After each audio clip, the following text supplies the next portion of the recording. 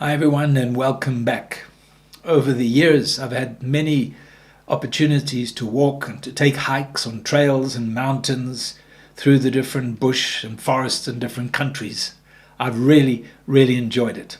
However, sometimes on these walks I see something that really saddens me, and that is when a wild animal has been caught in a snare. And the snare never kills that animal instantly. It's always a painful, prolonged death. Lots of suffering. And what you see in the natural with animals, you also see in the church, in the spiritual world, with people. Because people become ensnared.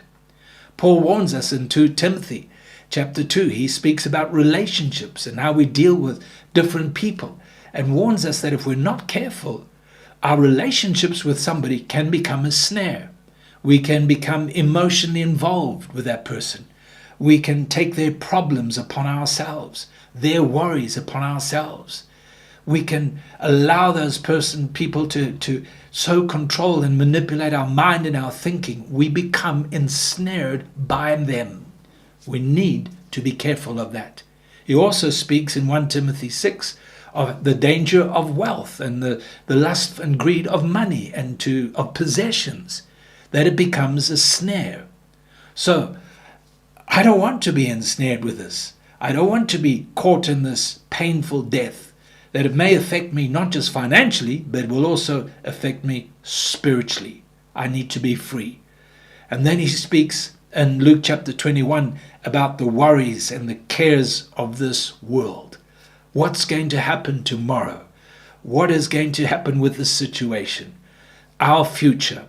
Have we got enough? Have we done enough? All of these things become a snare to us. So I believe in order for us to be careful and snare free, there are 3 things we need to do. Number 1, we take nothing for granted.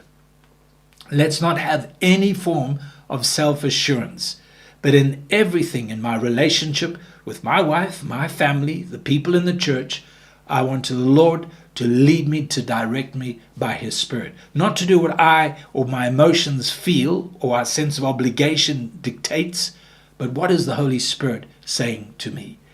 Secondly, I need to be on guard.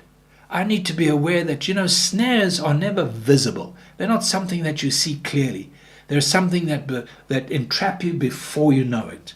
So let's walk in the light. Let's keep our spiritual eyes and senses open and sensitive at all times. And the third thing is, let's put the Lord first. That is the greatest protection. Before I commit myself to this person or this situation, before I allow this worry to become too much, this decision that's controlling my mind, before I let it get there, I want to put the Lord first. Then I can walk free from the snare. May the Lord help us. God bless.